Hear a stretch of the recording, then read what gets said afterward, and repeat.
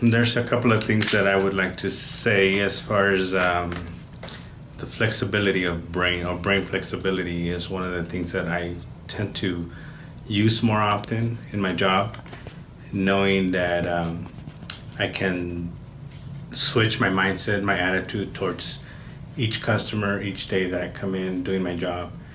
It allows me to focus more individually to the customers. It allows me to adjust the customer service aspect of my job to them and individualize the need that they have to help them solve their problem.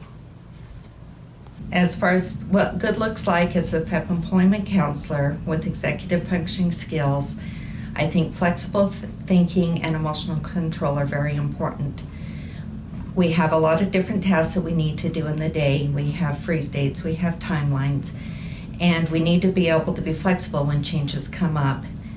When changes come up, we need to be able to stop whatever we're doing in order to meet our customers' needs. We can never predict what's going to happen in our day, but we need to be able to handle change. What good looks like in my role as a rehabilitation counselor is being able to demonstrate flexible thinking. And this is especially true in client appointments, when a client may come in and need to talk about things other than what we had initially scheduled for the appointment.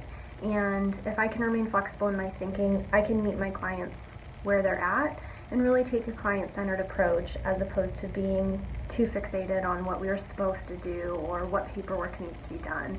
And the more flexible I can remain, the better I can serve my clients, and again, really meet them where they're at and what they need from our client-counselor relationship. While I use all of the executive functioning skills at different times with my customers, I often find myself using task initiation and self-monitoring to help my customers learn how to get started and move forward on the goals we've identified.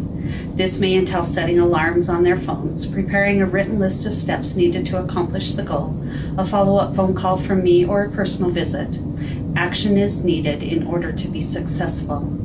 To me, good looks like a customer being able to move forward on their own because I have been able to help them learn the skills needed to be successful. We are the sum total of our decisions we make each day.